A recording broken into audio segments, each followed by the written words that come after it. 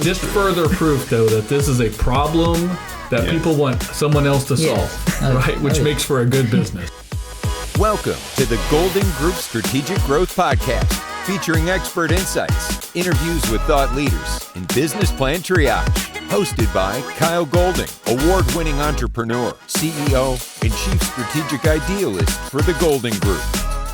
Hey everyone, welcome back to the Golden Group Strategic Growth Podcast. I'm your host, Kyle Golding. I'm joined today from the crew from Shelter Ready. We got Brian, Mike, and Wong. Say hello, everyone. Hello, everyone. Hello. Guys. So, Storm Check was the original name for this business. Now it is Shelter Ready. But before we get into that conversation about rebranding, which is a big deal in any business, let's talk about the original launch of Storm Check, the idea for this service, which is cleaning storm shelters, and secondarily, an employment opportunity for American veterans. So who had the original idea? Who wants to go first and jump in and explain to folks what the services are and how this started? Yeah, I'll start with that. My name is Wong Lam, and my parents came over in 1975 to the United States. They fled communism. They were stuck on a boat for over 30 days at sea, rescued by the United States military. And during 2020, I was driving down a country road with a friend who's a rancher. And he asked me what these cows look like too. It's like food, opportunity, and money. And I thought about an idea of like, hey, what more can we do for our country? And how can we keep giving back? And so I went home to my wife Margie, and we talked about it, and we talked about storm shelters and cleaning them. And so she took a stopwatch out. First time I went down there, it took me about 35-40 minutes to bring everything out, bring everything back in, make sure it was clean top to bottom. And so I pitched it to a couple of my friends, and they both turned me down. Walked around the track at Chesapeake Energy when I was still employed there, and I ran into Coach Jackson, and I pitched the idea to him, and he's like, let's do it. Yep. And so I'll let Brian talk about the services. Yeah, no, when I heard about it, I was like, this is a kind of a no-brainer to me. It's like, number one, I think it was a great idea. Wong brought it. I was like, man, I wish I thought of that. But he gets all the credit. It's his thing, his idea. But it was just such a great service. No one's doing it. It's important. It's one of those things you don't think about. We pay for lawn services. We pay for people to come by and get your mosquitoes. But this is like a life-saving type service, especially elderly. You can't get in there, or just people that get so busy you're just not thinking about it. It's the last thing on your mind. Right. Why isn't their company doing it? So I was like, well, let's be the first to do it. So kind of jumped on board, and then with Wong's story about the family stuff, we all have military family members, friends in our life that serve. Let's giving people chances for our idea of this is not just cleaning, but to be in charge of their own crews, because they're some of the hardest working, most dedicated individuals just from their service. How can we give back to them? So you almost can't not get behind that, in my opinion. So I was like, it's a great idea, great business. Fully supported it. So, and then we got Mike who joined up as well. Kind of turn it over to you. Yeah, I think I started probably end of 2020 or beginning of 2021. Kind of the same thing. We all worked at Chesapeake at the time. None of us really worked together, but we always saw each other at the fitness center.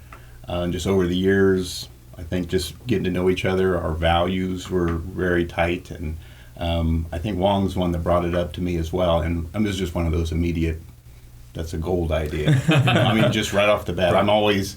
I've always had little side gigs since I started just my professional career, always doing something, but most of it was building something with my own hands, something that's really not scalable because it's just me. And as soon as he mentioned the opportunity, I was like, did a little research just to find out that there aren't any other companies that supply this that we've been able to find.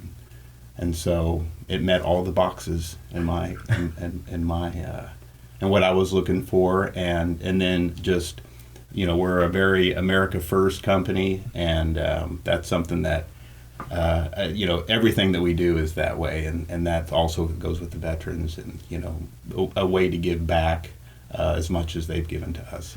So you mentioned checking boxes. You guys have checked the boxes on a good way to take an idea and make a business out of it, right? Mm-hmm. First, it was a problem that needed solved. So a lot of people have storm shelters.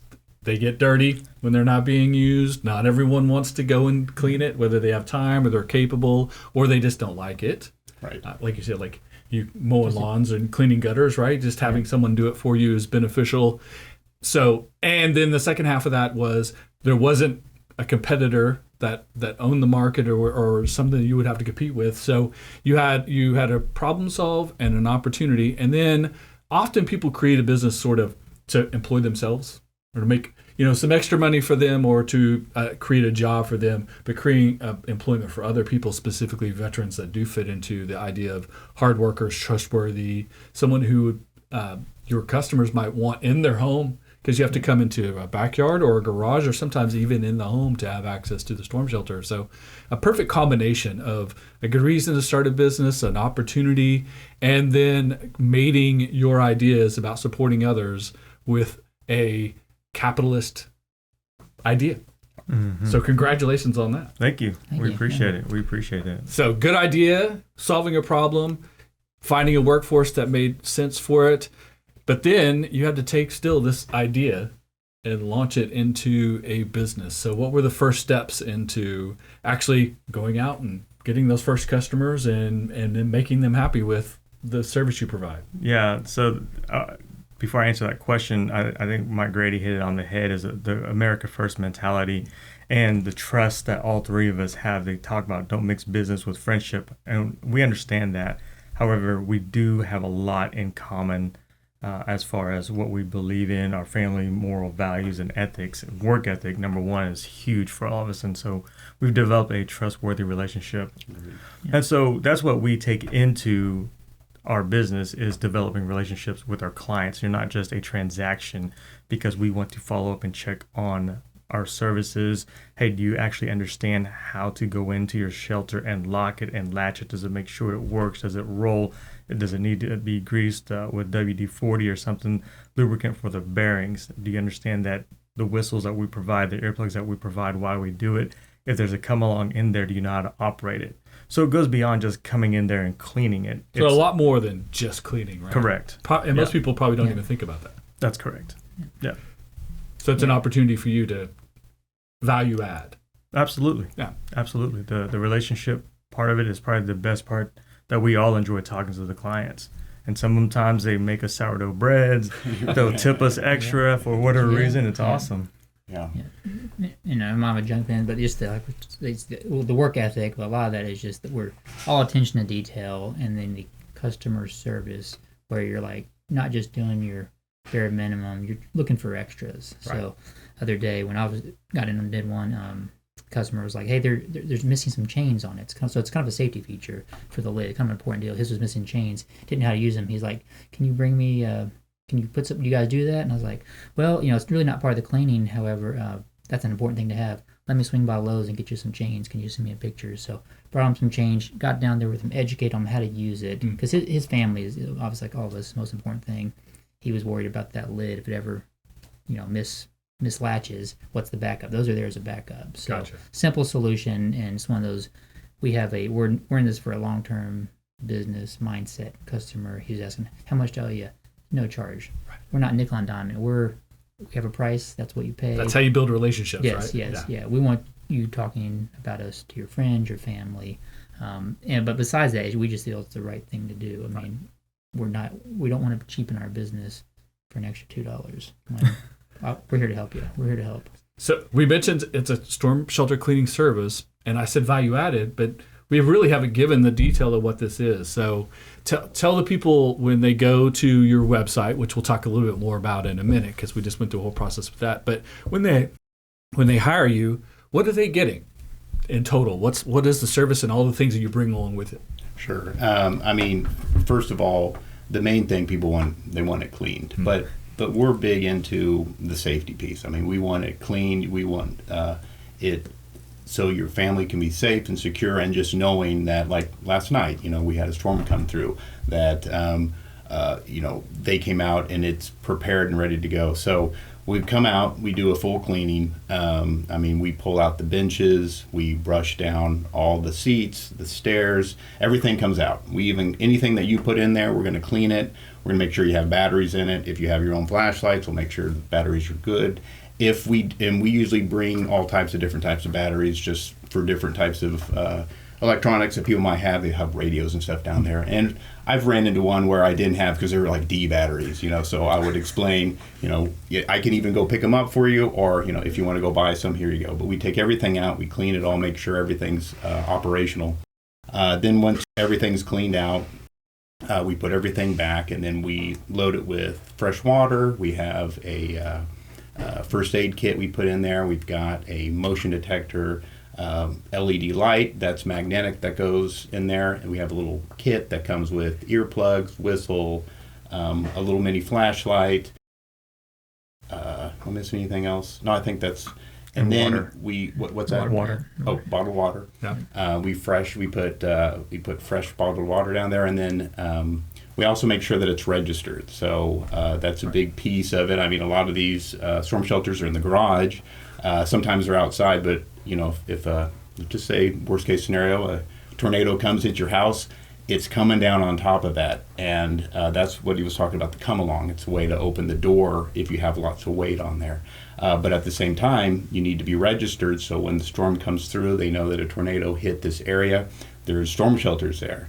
That's also the reason we have whistles in there, so you can get people's attention and so forth. So we try to think through what the customer's going to need. He did mention something about going above and beyond. I think that's something that just, we're all in our 40s and having to use contractors and different people before. What goes a long ways is just those little extras. Right. And that's part of we have a checklist of things that we provide the customer that goes through everything that we did. And we have a spot that's like where we can put additionals, and we make sure that you at least do one extra something that's on the list, Very whether nice. it be sweeping around the garage, cleaning something out, doing something extra. And I think that goes a long way with what we provide. And I know I become a loyal person when someone does a little extra for whenever I contract out for some time of work. But that's kind of in a nutshell what we provide. We do follow up. And again, like I said, we make sure that it is registered. They usually are, but you just never know. So as a lifelong Oklahoman, I understand needing a storm shelter when it's storm season, but also, it can get dirty. It can get full of leaves and dirt and water, maybe even sometimes critters, whether they're insects or animals, sometimes alive or dead, right? So not having that cleaned out and having the conditions in a poor way when you need it, when the storm rolls through and you're not ready for it, could make someone maybe hesitant to use it or make the experience a lot very uncomfortable, right? So Absolutely. What kind of things are you guys seeing when you are showing up to clean that you wouldn't want to be stuck in there for an hour or maybe a day if you have to, if there's a lot of damage after a storm? I think we've seen about anything and everything you can imagine. But probably the main thing that gets in, especially the ones that are in the garage that I've noticed, just because they've got vent holes, so you don't get, you need to be able to air, get the air, that's right. Besides spiders and so forth that can get out, it's the lizards and snakes and little rodents that tend to get down in those holes that can't get back up. Oh. So we find a lot of those carcasses around. That leaves an awful smell too, right? Yeah. No, we found some. We've had stranger stuff, but you're going to see those in more of the outside storm shelters, which we also do as well. I think we had one. I think maybe all three of us were there with.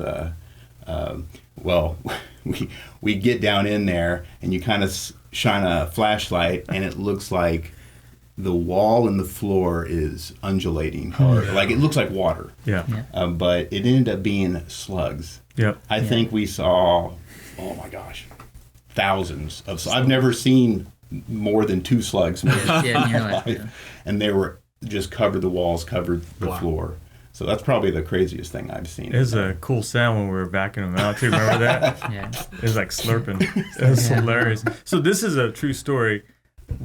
Speaking of outdoor shelters, Brian went to see an outdoor shelter in Edmond. And he's like, hey, Juan, I think it looks good, man. You go ahead. If you have time, can you go clean it? So I was like, yeah, no problem. 3 days later, I show up, and there's 8 snakes in there. 6 of them are still alive. And so I'm sitting there poking and prodding to see what's going on. But at the end of the day, we cleaned it.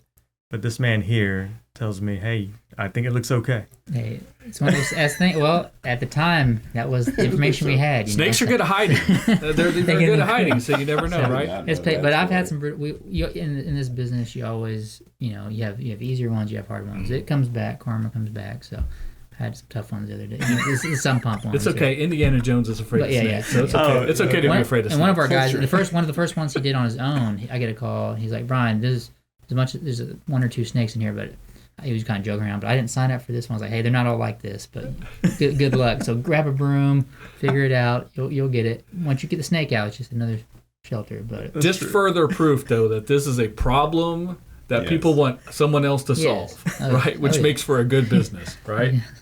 So let's have a business conversation now. In full disclosure, these guys are clients of the Golden Group. No surprise there. But you're on the podcast because I love what you do in this interesting conversation we had so far. But the reason I call you a client is because we got together and had a conversation about how your business was going, how it could grow, how you could do better coming into this storm season, because you'd gotten the basics down. And part of that conversation was the name Storm Check. There's a few things that we thought could be a little bit better. The use of the website, SEO, sales technology, and some stuff like that. And so we put together a rebrand and a relaunch of a website that we think is going to be much more beneficial for you. So we mentioned earlier, and I wanted to say it now so that you guys can go check it out. The new website is cleanmyshelter.com. Right? Tells you what you're getting, right? Clean My Shelter. Right. So you guys all go check out Clean My Shelter and get it scheduled before any more storms roll in. Right. And we changed the name from Storm Check to Shelter Ready. Again, because storm, a little scary word. What does check mean? Are they checking? Are they storm chasers? Or are they just looking at it? Or are they cleaning it and getting the snakes out and getting those rodents that have passed away out? And so shelter ready means that shelter is ready. And when the storm comes in, you're good to go. So how did you guys feel about that process? A lot of people are hesitant about changing a name or giving up some brand equity they built up. How did you guys find the process, and how do you feel moving forward? I can start. I mean, I personally, I really did like our name before and our logo. It looked good. I thought it was it was a witty name, but we really didn't understand the marketing part of that until you brought it up. But it did come to realization when you mentioned it, just because anybody that sees when we have a shirt on, I'm in line somewhere at the grocery store or something, they either think that we are storm chasers or that we install storm shelters. I mean, but why would you think really anything else, especially with kind of this nuanced service that and it's new. You didn't have a major competitor already in the market that you could say, oh, we're just like so-and-so. Yes. Because they didn't exist, which is good for you, but it also meant you had to be really clear about how to explain it, right? Yeah, and I'm fully on board with the new change. I think it's smart. It tells exactly what we do just in the name itself, and I think that's going to be definitely helpful. And prior to this, working with you, I mean, all of our clients have just been word of mouth. I mean, 90%, 95%. Yeah, for sure. So we're hoping that, this launch and the stuff with the website and the name change is going to be able to dramatically increase, volume. And I think our business plan is solid and it's scalable. So we're ready to take off with it. So new name, new website, solid business plan, scalable. So what's your future vision for this company? So I think we're thinking Oklahoma right now, but we're thinking beyond that. Texas, Southeast, storms are moving, east. Things are changing. So we think, why just limit itself to our city and state? How can we replicate this across the nation? Because there's a lot of storm shelters out there. How can we keep the quality up? So that's going to obviously be the challenge. But we think we built the base, the foundation, and obviously the trust with Mike and Wong that we can. We hire the right people, and we're all on the same page. It's more likely to succeed across the board. So I'm excited about the future. I think it's a tremendous opportunity for us. For other companies, one day hopefully will be trying to copy what we're doing. Right. That's why I truly believe that will happen. Yeah. I know these guys do as well. So. Yeah, I agree. The trust is amazing, and So the scalability is, I feel like it's unlimited. It was limited at the beginning because we're finance, accounting, engineering, fitness backgrounds. And so how can we make this more of a household brand name? Well, Storm Check was awesome because we all thought, like, this is great. We're going to go conquer the world. And we It was working. It was working a little bit. Yeah. But I think you hit on the head, Kyle, is what's a solution and who can you get on board to help with that solution identify? And that's why we reached out to you. We obviously checked you out, your Saturday Morning Hustle podcast, morning. It's very creative, it's very in-depth, and it gives a lot of knowledge, and it's free. So then why not reach out to you and have you help us rebrand and Shelter Ready makes sense. Yeah. So we went through this process. We've relaunched. I mentioned the new website a few times. Proud of the website. I love the URL. I think Clean My Shelter is a great URL. Yeah, no, We're super lucky that we got a hold of that, right? Big future plans. And it goes back to that opening conversation about you guys followed all of the highlights of how to build a successful business. Identify a problem that people have, something they're willing to pay for, offer a service, and then be able to repeat that service. And you guys have mentioned many, many times today, trust factor, communication, your relationship, word of mouth even. These are all things that are pillars of building a good business. So I want to give you guys kudos for doing all of that in all great ways. Appreciate that. Thank you very much. I can't wait to see how Shelter Ready moves forward. I can't wait to see how you get to expand into other states and continue to employ great American veterans and provide essential services for community, especially, we know what Tornado Alley is. We know how it is. When storms come through, we all need our storm shelters, and we need them to be operating at maximum effectiveness, when a storm is bearing down on your family, right? Yes. Yeah. Absolutely. So I appreciate you guys being on the podcast today, having the conversation. I definitely appreciate you guys letting us work with you through this process, and we're looking forward to seeing what the future holds for Shelter Ready, cleaning and prep for your storm shelter. Thanks, guys. Thank you. Thank you. Appreciate it. Thank you for listening to the Golden Group Strategic Growth Podcast. Please subscribe so you never miss an episode. Follow the Golden Group on social media. For more information, past episodes, or to contact us, please visit thegoldengroup.com.